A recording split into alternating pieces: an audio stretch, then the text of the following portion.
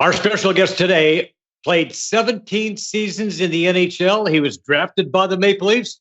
He won a Stanley Cup. Ken Wregget on the show. Joe Tilley's Great Canadian Sports Show. Coming up!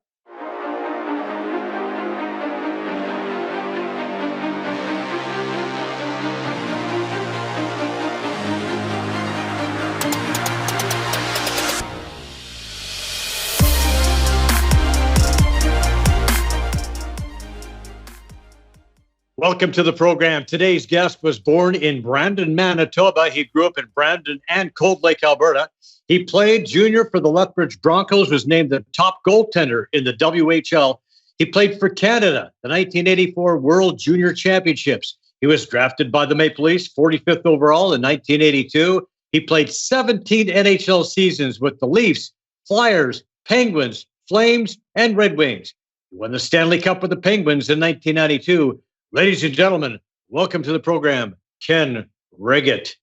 Ken, so good to see you, my friend. It's been a long time. See you, and I like reaching out, saying hi, and then we're able to do this. And thank you very much. Good to get back. Yeah, it's good to see you. I want to go back to the beginning. What made you, in the first place, decide that you wanted to be a goalie? I think it made, it was a little bit of that youngest kid on the block type of thing where they throw you in net. But ultimately it was, we were coming back from we're living in Greenwood, Nova Scotia. My dad was in the military, the Air Force, and we were living out there, and we went to I'm pretty sure it was a Bruce Lee movie.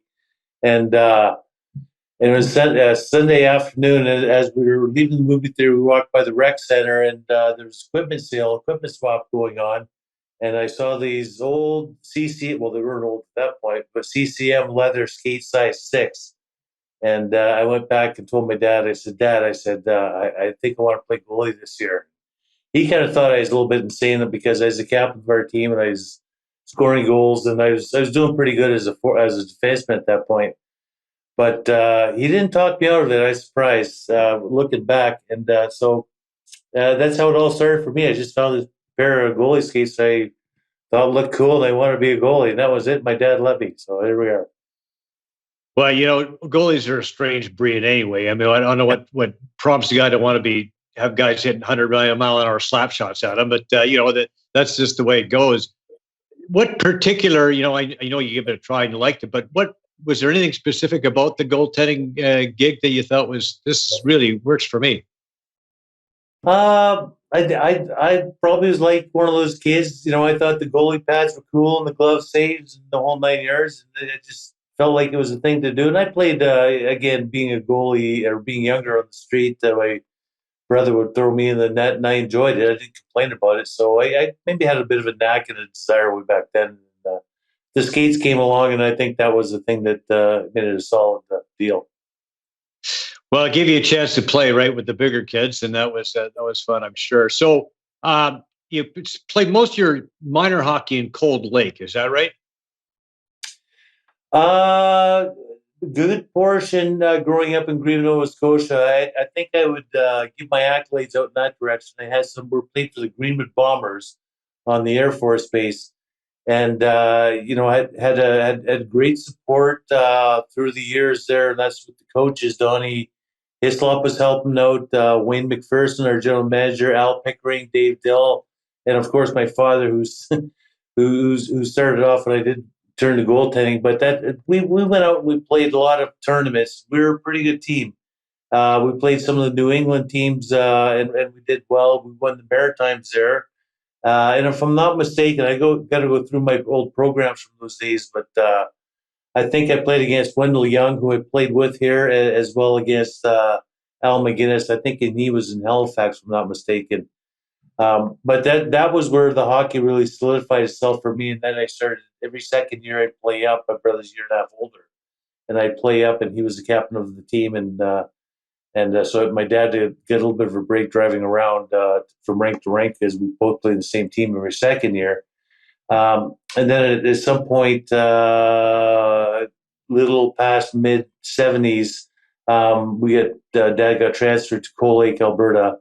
And we were at Cold Lake, then off to Greenwood, then back to Cold Lake. And then from there, went and played Bantam Midget, and then Junior B, and then went to the Lethbridge Broncos after that. I was actually not drafted, but scouted by Gary Sutter, who's the oldest Sutter brother that didn't play. He was a Wainwright or Vegreville, and he's the guy that got me down to Lethbridge for the Lethbridge Broncos, and knew the story from there. Well, I know the Sutters had a great connection with the Broncos. I think maybe they all played there one time, most of them anyway. Yeah. So you go from the East Coast and, facing, do you remember Al McInnes' shot back then? Was it anything near what it was when he got to the NHL? I just remember this one tournament game. It was in the final championship game, and I'm down on my knees, and the puck goes back to the defenseman. He shoots it, and I didn't have any choice. I kind of went up and caught her on my kind of collarbone type of thing, and then it hit the crossbar and went out to try to save the game, and it worked. But I'm pretty sure that was him, and it was a pretty hard shot. But he was a good player even back then, definitely. Well, I want to talk about that Lethbridge Broncos team, because actually you and I go way back. I was working at Lethbridge at the time for CFCN Lethbridge, and you guys made it to the Memorial Cup. But what a team. Mark Tenorti, Bob Rouse, Ronnie and Richie Sutter, Gerald Diduck. Tell us about that Broncos team, and what was it like to play for Chappie, who was the coach back then? Yeah, that was it. It was something else in itself. Like I had played Junior B, and I was on Brendan Weeking's protective list, and they traded me to Lethbridge, and that's because they had Ron Hextall at the time, and Ron Hextall was a hometown guy. He was born in Brandon. I know I was too, but I didn't live there. And then, like I said, I went back, and my dad, I guess when I was 14, 15, he sent me to Dunk McCollum's hockey school. I worked on my cousin's farm, Stan Rampton, out in Oak Lake, Manitoba, for the summer. And the goal there was obviously for me, anyways, to make some money, because I knew it was turned 16. They wanted to get money for a car, and they needed the farm help. And from there, after the end of the summer, I went to Dunk McCollum's hockey school. And I think the Brandon Wheat Kings won the Memorial Cup the year before that, if I'm not mistaken. So I made it from hockey camp to rookie camp, and that was the goal. And then from there, I made main camp the following year. And then when it was time for me to make that step, I was playing Junior B out in Cold Lake for the Grand Center Cold Lake Oilers, sponsored by Esso. And that's where Gary Sutter, we told Chappie about it, because, like you said, all the Sutters came up through Red Deer and Lethbridge pretty much. And that's how I got out there, and they gave me an off-season trade type of thing, or race swap to Lethbridge, and that's how I got going out in Lethbridge. And so with that, we had Ronnie and Richie Sutter. I think the first year, Brant Sutter was there for half the year before he went down to the Islanders. Troy Loney, he was our number one line. Sutter Loney. Troy's a good friend. I've 40 years. He lives up north here, and I live in Pittsburgh, and it's good to see him in Africa from time to time. And like you said, Mark, Marty Ruff, Mark Tenorti, right. Gerald Diduck. Man, we had a stacked team, and unfortunately, we didn't win the Memorial Cup, but we did have the opportunity to go to the Memorial Cup the one year. I believe that would have been 81 or 82, in that area or so. Anyways, that's kind of how things got going for me, and I was drafted, like you said, after I believe it was the first year playing for Lethbridge. Well, I remember that you went to the Memorial Cup, and just an amazing team, like you said, just tons and tons of talent, and that was your team. Now you had to play a Portland Winterhawks team who were able to add a whole bunch of bodies, including Mike Vernon and others, and that wasn't really fair. I mean, for us folks in Lethbridge at the time, we thought, what's with this? Yeah.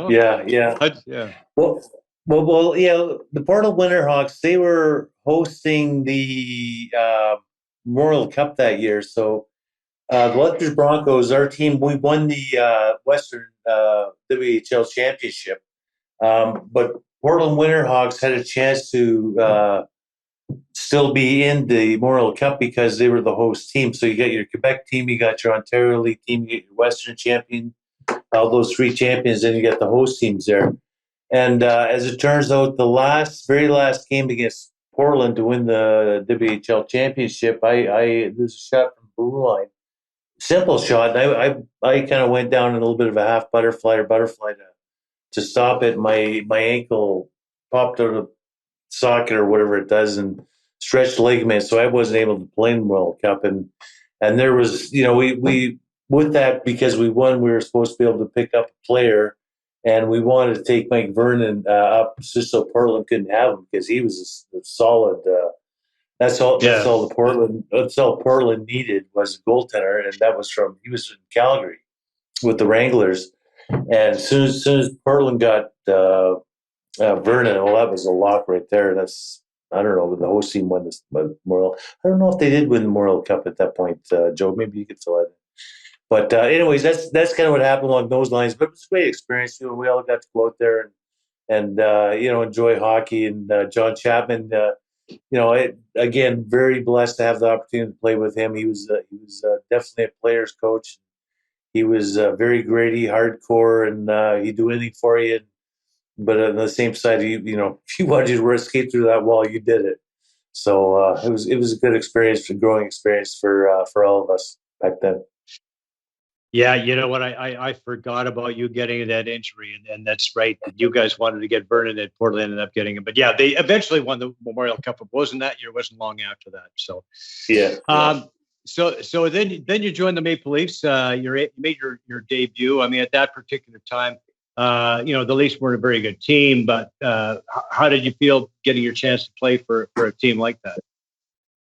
Yeah, I think Toronto wasn't on the at the top half of the spectrum with the standings as that goes.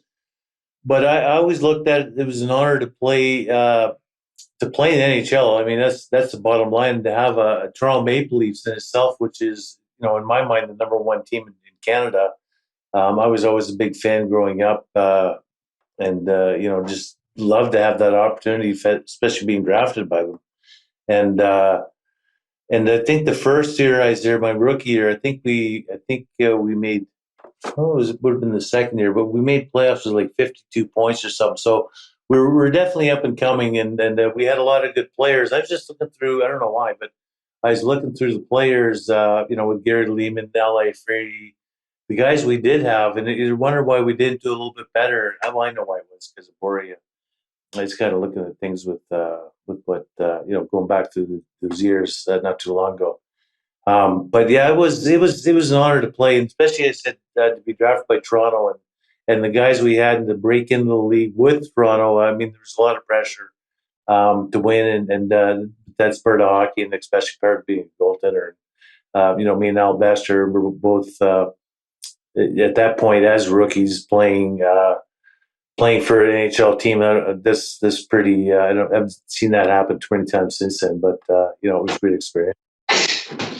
Yeah, it was crazy. You guys coming in as rookies. Now, your NHL debut, 83-84 season, your first game was a 48 save effort against Hartford. You got the win.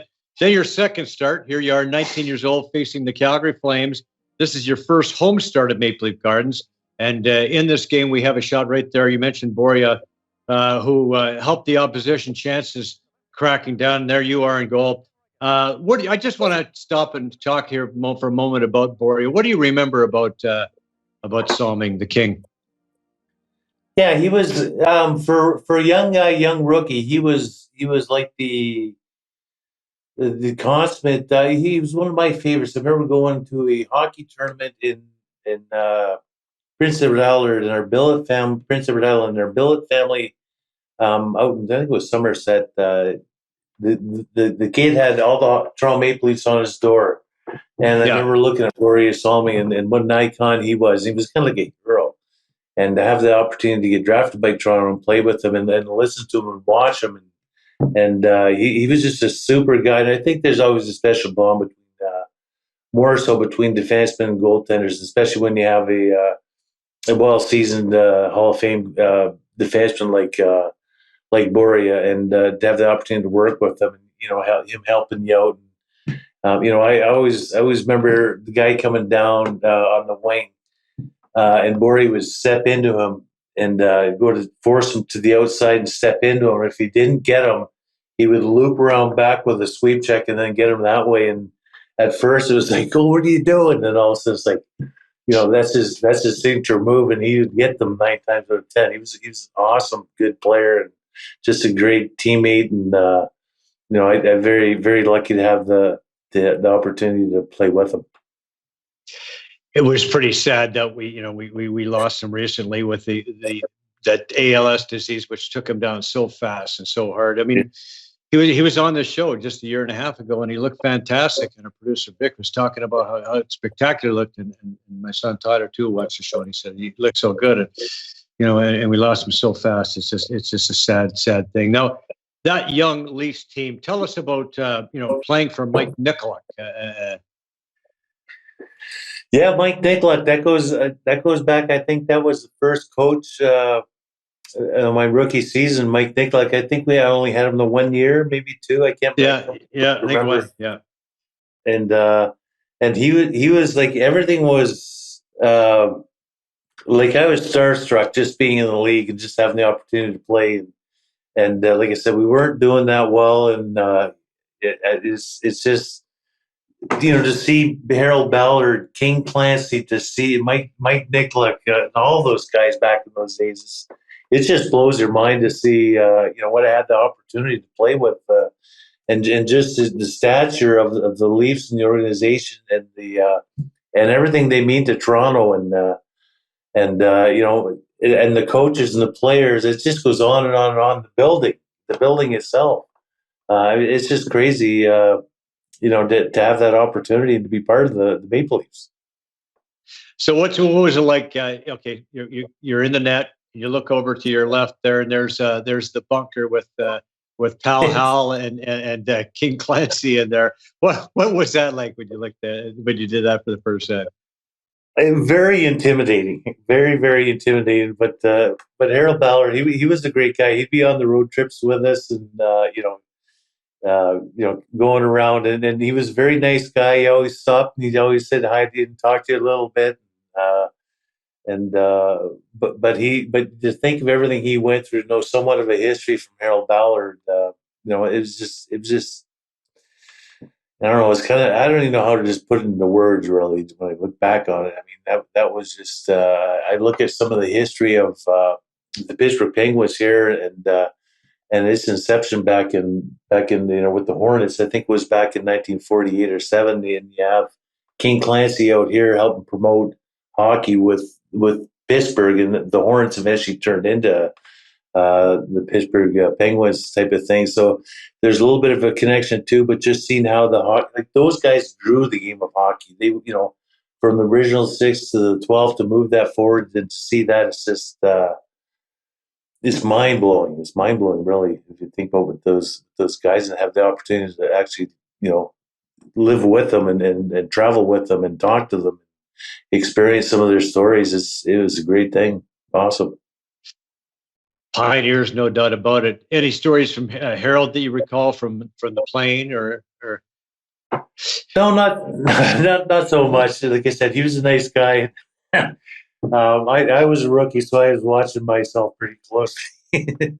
I didn't want to create any waves. I was just very polite to him. I loved the opportunity to say hi to him when he had the chance to do that.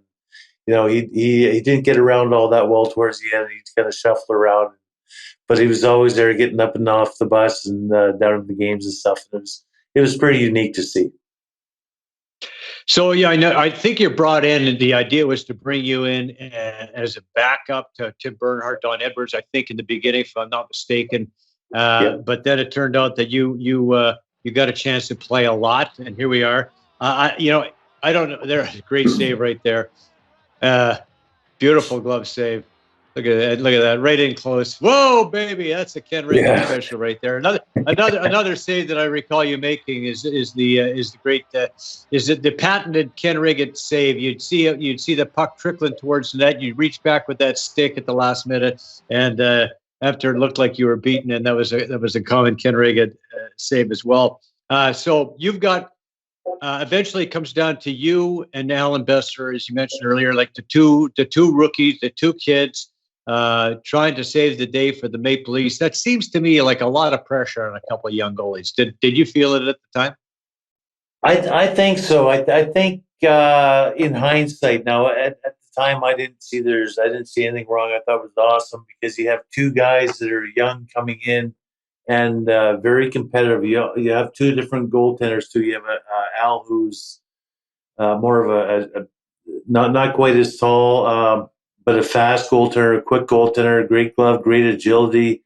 Then you have a bigger guy, and one of the referees called me a lumberjack on ice because he kept on knocking the net off.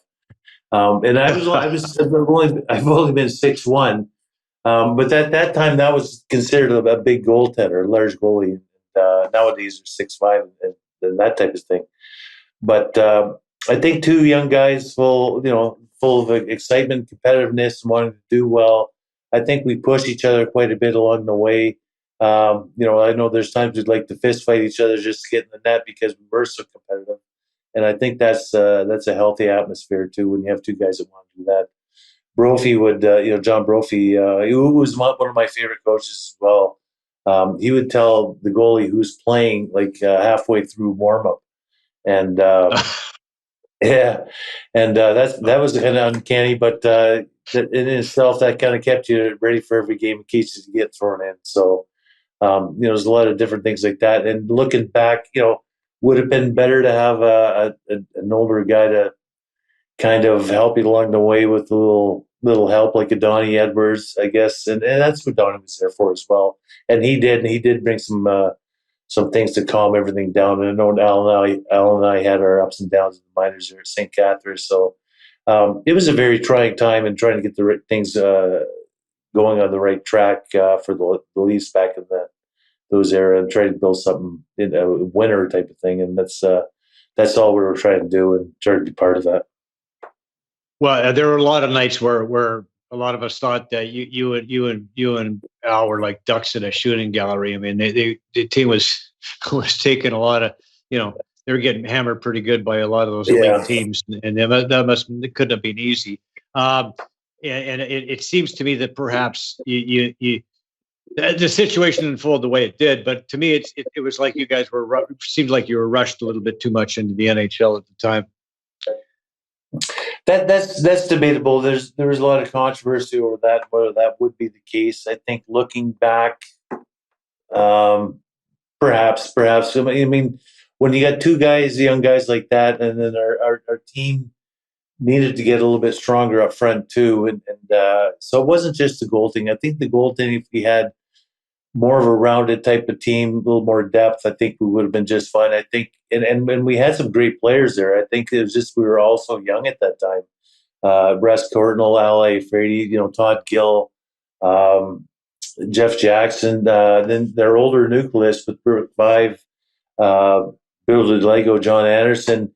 I think we those guys really settled us down quite a bit to move forward. But then that was also in the era when the Islanders were just firing it up, and you had the Oilers were just on fire, and you had some haves and have-nots at that point too, and it was a different game back then. Where nowadays I think anybody could win, but back then I think one team's supposed to win, so a little different game. Yeah. Well, those Oilers teams were pretty incredible. Those Oilers teams of the '80s, and it really tough to compete with them. And with the idea of being every team wants to win a Stanley Cup, that's the goal, right? But for that young Leafs team, I mean, it seemed to me that you guys were growing together. There was something happening. There seemed to be some kind of what was the downfall, if anything, of that team? Would you say in retrospect? I don't know if I'd really be able to point that out. I think for us when we made playoffs, and I think we had 52 points, and we went up against Chicago, and then we went on to the next round. And I know we lost out the second round to once was Detroit, and I believe the other time was to St. Louis. the fact that we didn't really have the best of seasons, but were able to make it to the second round, says something in itself for the team that we did have. And it was just a matter of getting things together a little more solid, I think, because I think we had a lot of good players. What was his downfall? Why we couldn't really get things together? I don't know. I don't know. I think maybe somewhat, like I said, youth, experience, depth, goaltending. I think we had a nice core nucleus, and that was with our top lines and our top defensemen, and it was a transition into getting those other guys some experience to get them built up the ladder. Maybe hang on them a little longer. I don't know. I don't know. In hindsight, I think the guys, Jerry McNamara and Gordie Selleck, I think they did a great job through the whole thing, and it was just something that I think we all tried as hard as we could, and we all tried to make it as best, because he has some really great personalities in there, really heartfelt competitors that wanted to win in the worst way, and I would have liked to seen that. I know when I got traded to Philadelphia, I remember leaving the upstairs office with Jerry McNamara after he told me, and it was like, the biggest thing I want to do was win the Stanley Cup, is build something in Toronto. And that, to this day, that hasn't left. I can't wait till they win it. Yeah, I think a lot of us are in that boat. We can't wait till they win it. But one of the things you'll find about Toronto is that the folks tend to be very impatient, and Yeah. they've had several general managers and presidents come in and say, "Well, we're going to be patient. We're going to be built. And they have not been patient." But now it seems that they're being pretty patient, and a lot of people seem to have trouble with it. But in order to win, as you know, you need to have a lot of things go right, and you need a little bit of luck as well, right? Yeah. No, I just say absolutely. It's a combination, like with the chemistry and the luck. And what was the one thing we had in one of our dressing rooms? Was success is at the intersection between hard work and luck. Yeah. So that does play a big deal in life.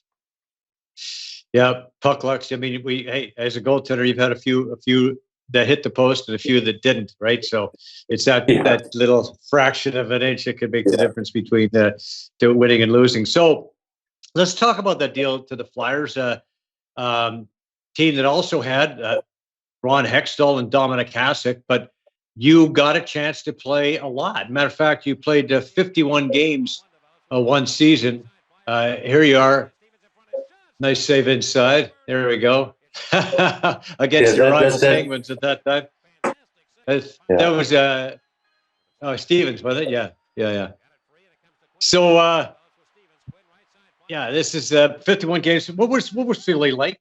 Real nice acrobatic save there, by the way. Yeah, it seemed to be that fallback with the paddle down. It seemed to work. Why would they shoot that above? That's the only thing I could do. I don't know, but it worked.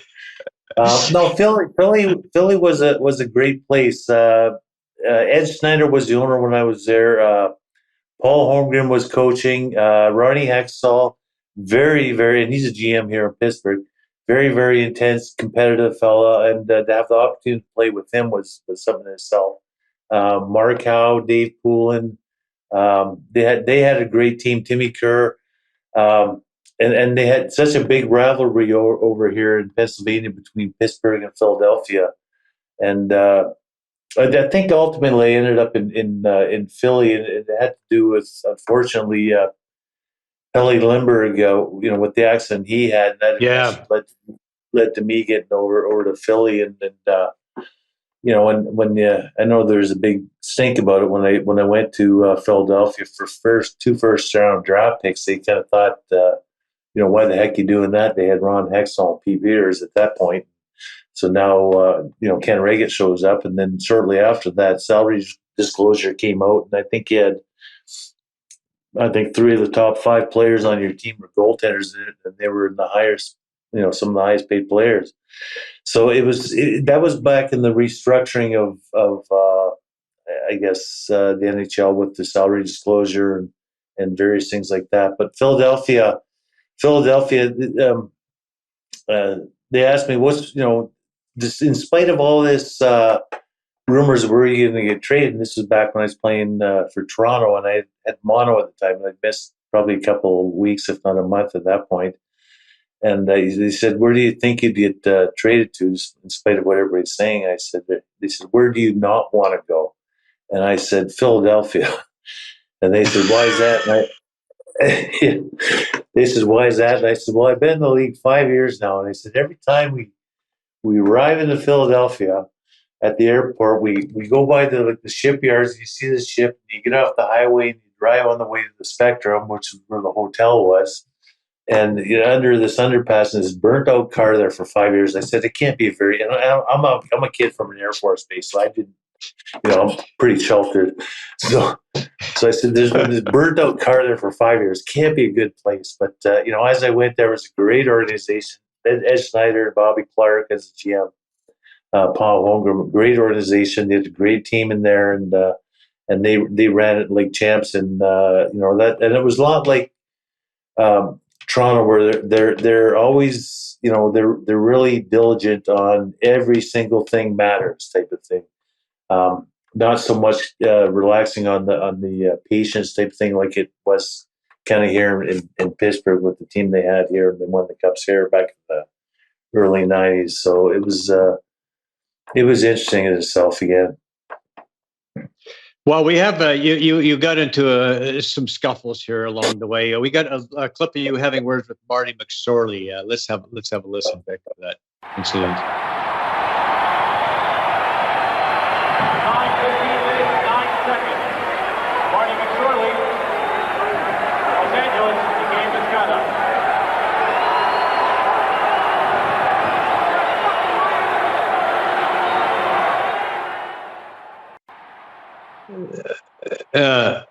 That was you standing off to the right there, and what was being said at the time? Do you remember that? I think I might have heard an F-bomb drop there.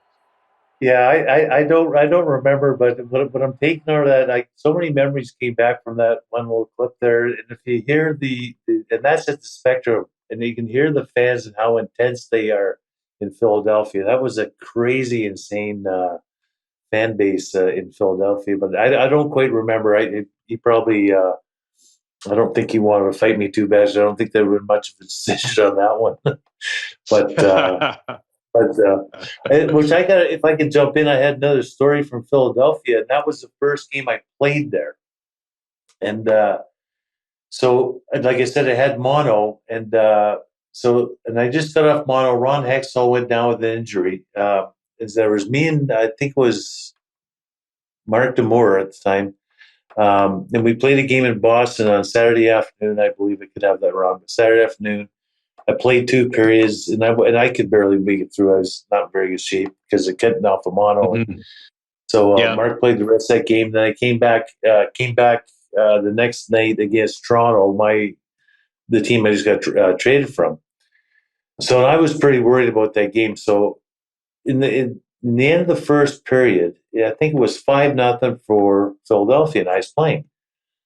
So I thought, well, that's a good start. So we're going to keep it up. So switch periods.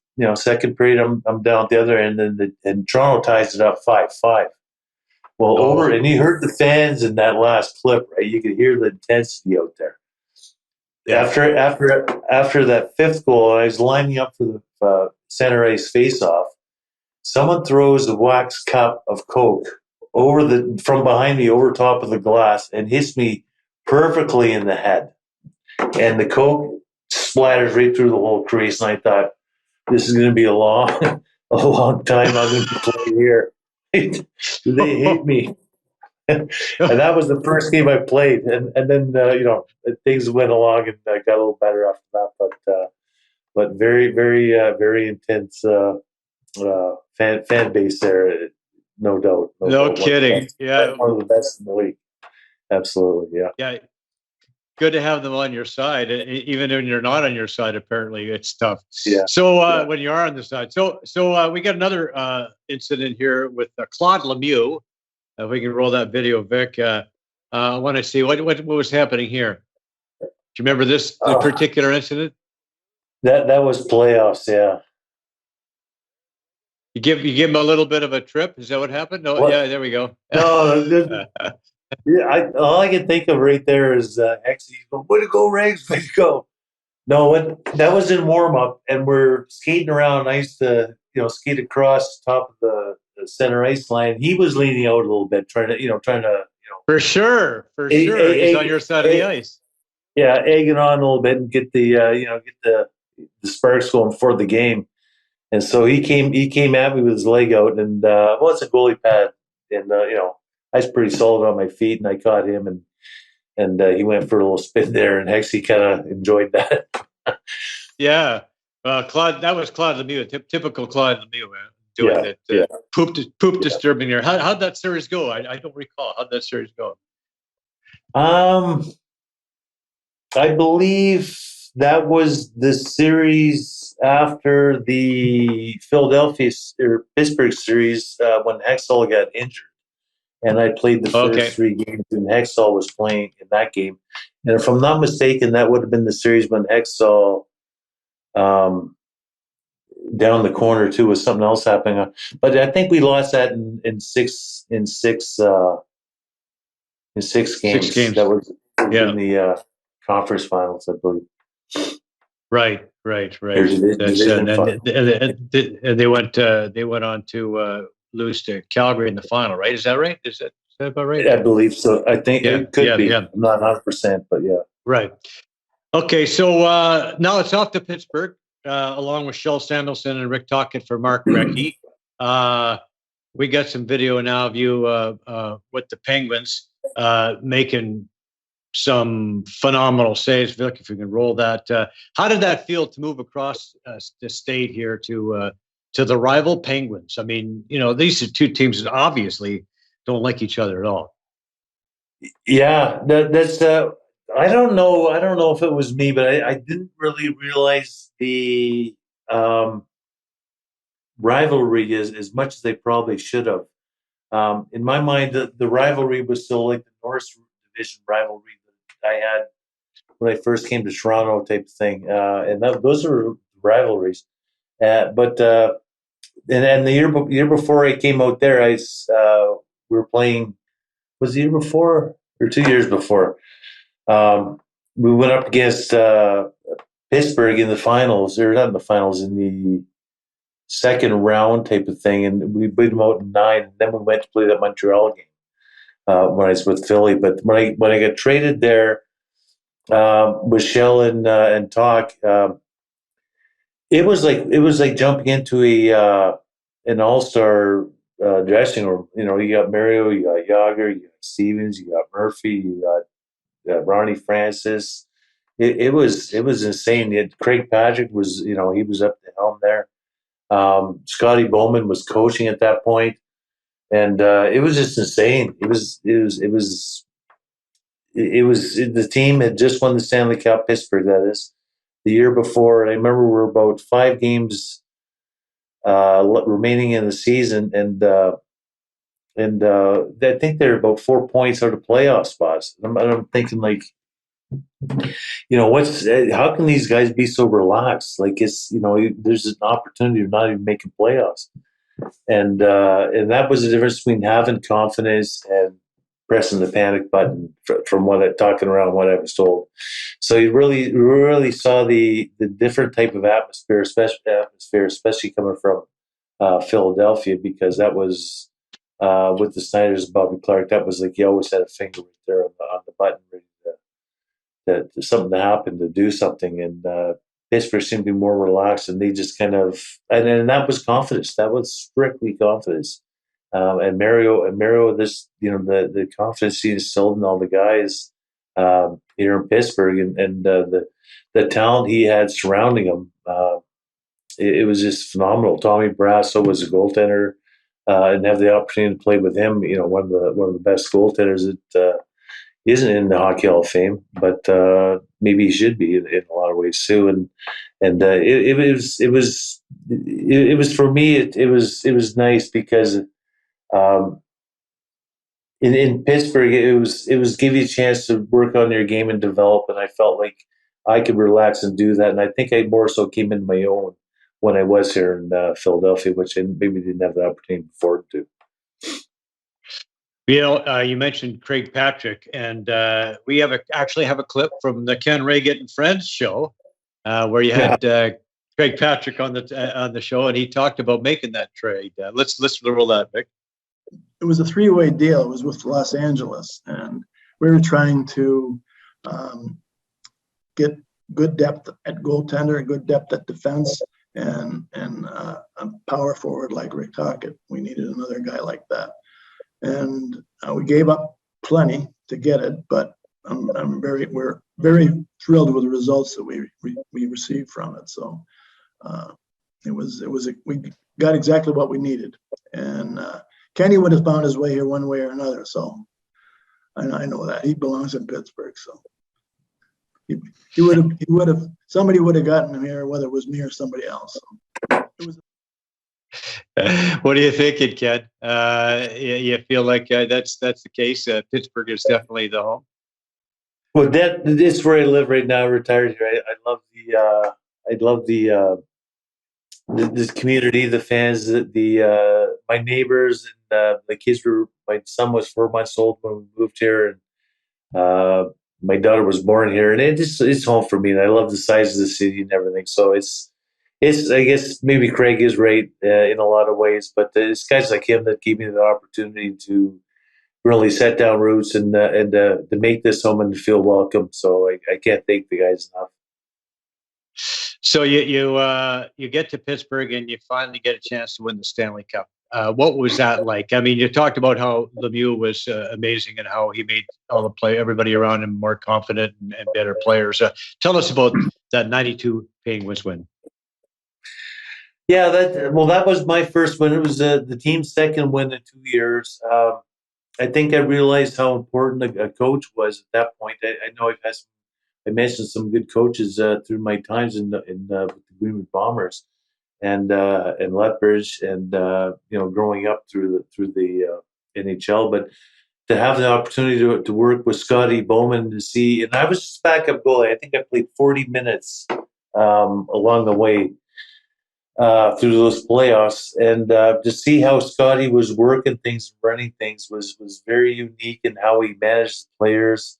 To see how at that level, this NHL level, and how the guys prepare for games, and how much to the finest detail the little things matter. Like even if you're the backup goalie, and that was me that year, and when I played years in backup goalie, but you realize how much you have to help the guys. You have to be there as emotional support.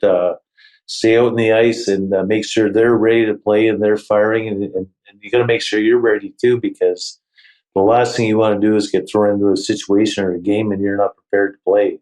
So there's just so much to it, and so much that goes through the ranks and the depth of the team to make a team successful on the big level. It was interesting to see. Like, when I was younger, I was primarily playing all those big games, so I had a different aspect to sit back and look at it and not be in those roles and how important those roles are. But it was just tremendous, and like I said, the guys, Mario and Ronnie and Talk, and those guys, they just amazing leaders, and bring everybody, like everybody was just working with each other. And, Alfie Samuelson, the way they go about things is been a lot of fun watching it.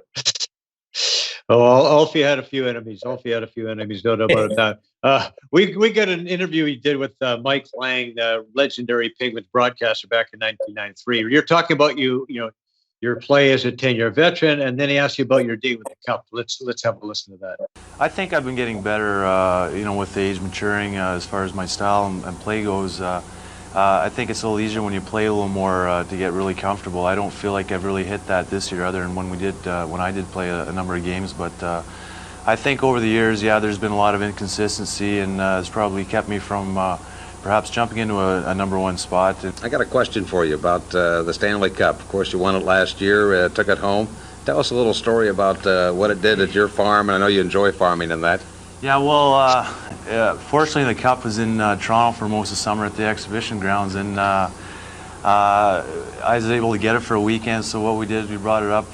This year's actually a picture on the in-laws farm, and we wanted to get a picture with our bull that we bought last year, but we couldn't get them up and over to us. So there's actually some oats in there for the cow to come over and start mowing on. And this one here, this bull, or this cow in particular, won some trophies at the Royal Winter Fair in Toronto. And it was a good picture, and we thought we'd just spread it around a bit, and luckily it didn't damage the cup. No. Okay, sounds like a great cow. I mean, I've heard, that's the first. I've seen a lot of things, or heard about a lot of things happening with the cup, but that's a first. Crazy, isn't it? Yeah. I got a nice picture of my son too. He's 4 months old, and he's just sitting in the cup, leaning over the edge in his diaper. But when you get the cup like that, you really do take advantage of it and remember those moments. I think with winning the cup, the biggest thing for me was when my brother, he and his wife got a job or moved out to Mississauga, and his niece, my niece, his daughter Paige, they had a field trip to the Hockey Hall of Fame, and they had the cup in the Hall of Fame, and she was pointing at the Wregget name, and that's when I realized how much winning the cup really means. When it comes out of the family, so it was kind of cool. Yeah. Yeah, Uncle Ken won that. Yeah. So, and you seem to get better as time went along. I mean, in 1994-95, you led the league in wins with 25. Your record was 25-92, a 3.21 goals against average, in a time when offense was greater. Goaltending equipment was a little smaller. You had a 903 save percentage, and we got a video of you facing Joe Nieuwendyk of the Flames. It's a penalty shot. Here you go. Nieuwendyk. 1-on-1. Moves into the Penguins in against Wregget. Put the backhand around. He missed it, and Wregget he thought he had one there. Moved to the backhand. Robbed by Ken Wregget. What was it like facing penalty shots? Tell me, what was that like? Yeah, I don't think I would have did well with all these shootouts that they have nowadays after the tie games, because they're kind of nerve-wracking. But I mean, I had the opportunity. I throw this one out there too. Back in, I'm not sure what year it was, we went up against Washington in the playoffs. Okay, we got it. We're going to show that right now. Here we go. Let's talk. Tell us about this one. All right, Joe Juno. This was good. Yeah, watch a puck bounce. See it bounce there? Yeah. So I'm not sure. This is the second overtime, and it was a heck of a game.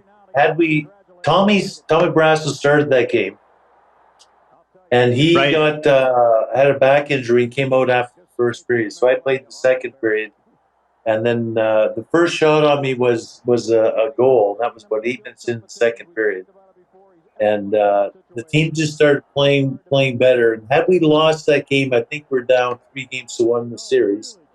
That's right. If we're one, we're tied. So.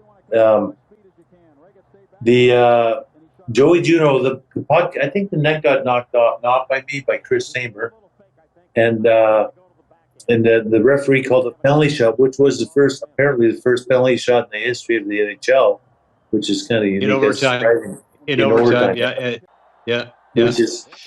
But anyway, so we're all nervous. Like, the puck goes in, the game's over, and like I said, we're down 3-1, and it doesn't look good for us. So I always made a little figure eight in the crease between whistles. So as I was doing that, I was noticing how much snow there was. So I thought, you know what? I'm just going to leave this snow here. Yeah. And I'm going to play out a little higher. So when Joe Juno, when he gets the puck and starts coming down, it's the old adage that if you're teaching goaltender, if you're a goaltender, if you're deep in the net, they're going to shoot, right? So if the ice is really bad, you're better off shooting. So if you come out, there's a better chance the guy's going to deke. So I wanted to play high, so to force him into deke around me, and hopefully the ice would play a factor. And that was kind of the mindset I had. But that, as a goaltender, that's not the mindset you have. Your mindset is you play your game and you let them make the first move. So anyway, so Joey starts the penalty shot, grabs the puck, comes over the blue line, and if you look on that clip, it bounces up probably 6 inches or 4 to 6 inches. And he only had enough just to shovel it into me at that point. And I didn't do what I said I was going to do. I didn't play high. I was kind of back in the net, just trying to take net away, and he just barely got it off on me. Put her in the bed by us. That was it. You talk about, you talked earlier about how luck being a big factor. I mean, Joey Juneau had jets, man. I mean, the guy could fly, and he was coming in fast. And I think he wanted to use that as part of the intimidation. But wow, that was pretty awesome. So let's talk about life after hockey. Has been good for Ken Wregget?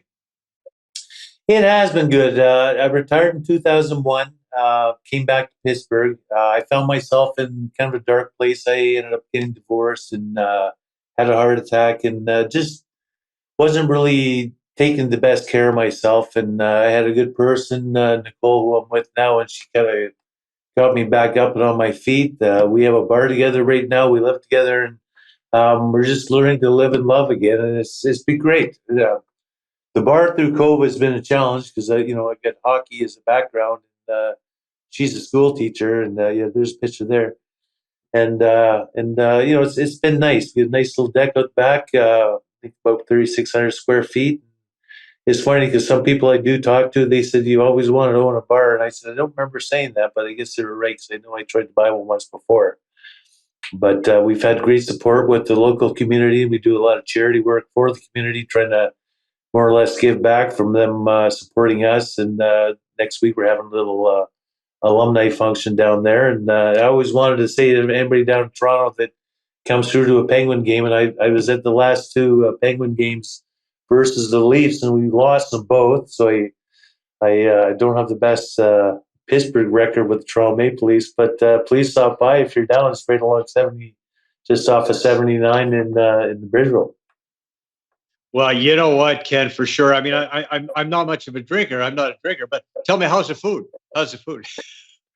The food is fabulous. And let me tell you, we won the Southwest Chamber of Commerce Best in our category for restaurant and catering for 2022. So we're very, very happy with that. The bar prior to COVID, we went non-smoking. It was kind of like an entertainment venue of sorts. We went non-smoking, or was smoking. We went non-smoking, and our food sales were in the 12 to 17% range. We increased that to about 30 to 40%, and we're just making another transition over now. We're putting the smoker out in the front. I'm definitely when next time I'm in the Penguins area, in the Pittsburgh area, I will head down to Bridgeville. Looks like you got some great live entertainment and everything else going on there. It looks like a fabulous place. 31 Bar and Grill. Be there or be square. Definitely be there next time. And by the way, Ken, I've got a golf game for you next time you're in the Toronto area. So definitely we'll hook you up for that for sure. Thank you for coming on the show today. Joe, great reconnecting with you, and I appreciate it. I just want to say hi to everybody out in Toronto there. Miss you guys. Yeah, miss you too, buddy. All right. Thank you so much. More sports when we come back. More Joe Tilley's Great Canadian Sports Show coming up after the break.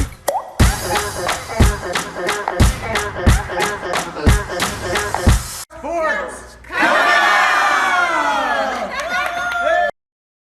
Guests on Joe Tilley Sports receive a gift certificate from Classica Imports. Top of the line imported men's clothing. Check out the Classica Essential Collection now. Go to shopclassica.com. Addiction Rehab Toronto, Toronto's #1 alcohol and drug treatment center, saving lives, reuniting families. The only treatment center in the province to offer medical detox, treatment, sober living, and lifetime aftercare all in one place.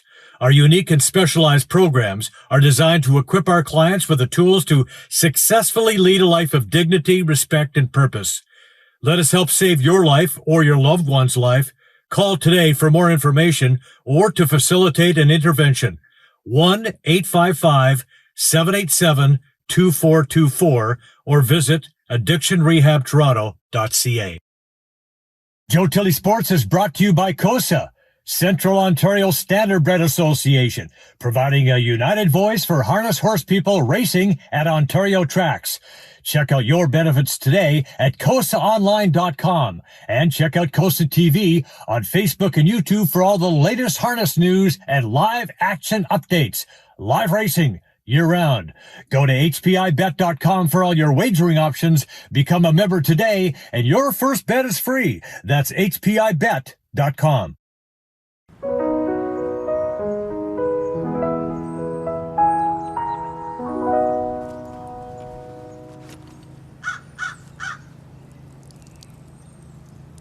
Do you know why that happened? You didn't fix your ball mark.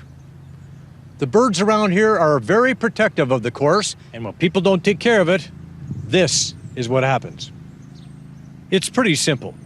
Just find your mark, fix it, and at least one other. Hey, look at the bright side. We're not up on the northern course. They've got bears and moose.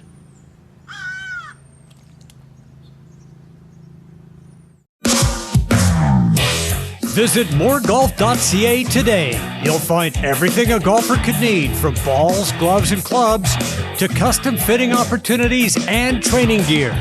Go to moregolf.ca and get $20 off your first purchase of $100 or more. Just enter the promo code JTSports.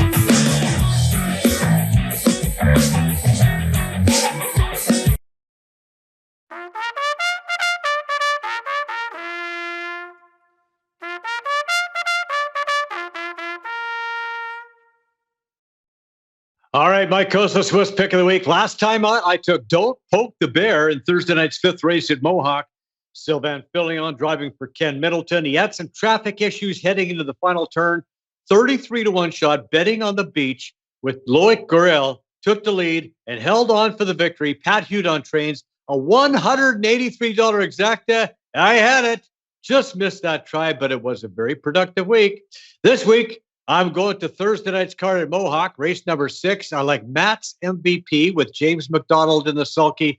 Let's take the 148 exacta and trifecta box. Stallion registration for the Ontario Sire Stakes program for the 2023 breeding year is now open. The deadline for registration is January 16th. For all the racing updates, visit COSA TV on Instagram, Twitter, and Facebook. Go to hpibet.com for your wagering options. This is the Excellent Sports Adventure, brought to you by Lycom. Well, it was the most productive month in franchise history, thanks in large part to the work of one Mitch Marner. Yes, indeed. Leafs opened December against the rival Lightning in Tampa. No score, Bud shorthanded. Marner's first chance stop, but David Kampf gets it back, sets up Mitch. Bingo! His 9th goal as Double M runs his point streak to 19 games. That's a new club record. Marner added another. The Bolts won in overtime, but the Leafs have points in 11 straight games, and Mitch has himself an impressive record. I mean, it's cool. Like I was saying to you guys earlier this week, man. I grew up in this city. I love being a part of this team nowadays. It's special to me. It's special growing up to watch this team play hockey, and now to have my name in something pretty amazing. It's it's hard to describe, but like I've been saying to you guys, man, it's not a one-man effort up there. It's 5-man. That was a great effort by Dave there on that first one there, and just trying to go out there and help this team win games. And unfortunately, we weren't able to do it tonight, but a lot of love to my guys for helping me out and achieve this accomplishment.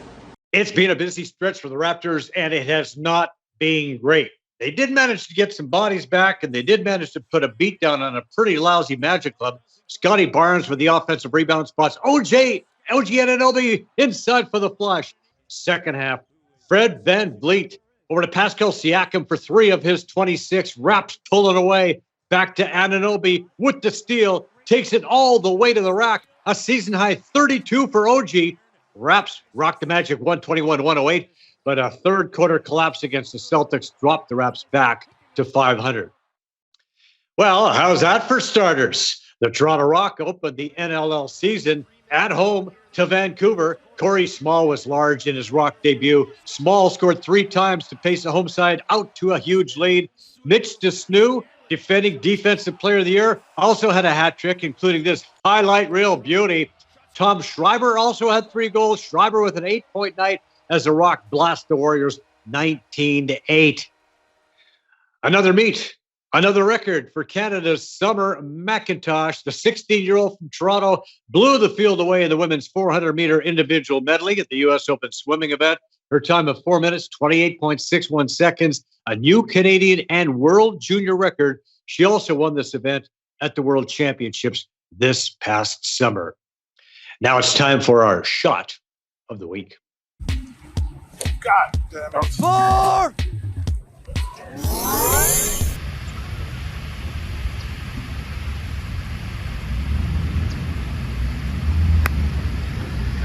Tilley on the very challenging par 3 6th hole here at El Tigre. She is on the green. She'll be putting for birdie. Today's environmental tip: keep your drinks in reusable containers. Instead of buying individually packaged drinks, consider buying a bulk container for your favorite beverage. And buy a reusable bottle. Not only will this help the environment, but it will also help you save money. Rycom, passionate people who turn complicated business problems into simplified technology solutions for public and private sector real estate, properties, portfolios, and enterprise customers. Optimize and future-proof smart buildings from the ground up. The latest in fault locating, base building network design, managed services, cybersecurity, data analytics. Our fault detection will support all smart strategies, define projected outcomes for capital planning, and reduce environmental impact. Rycom, smart protection solutions.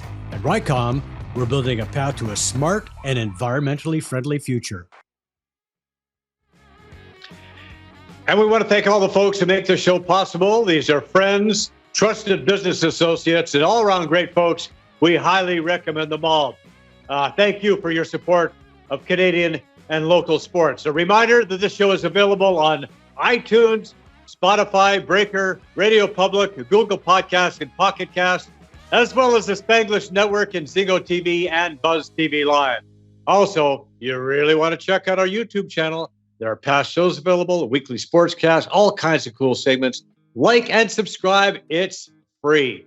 Thanks once again to Ken Wregget for being on the program. Thank you for watching. And join us next week when we talk about some amazing hockey moms. We'll see you then.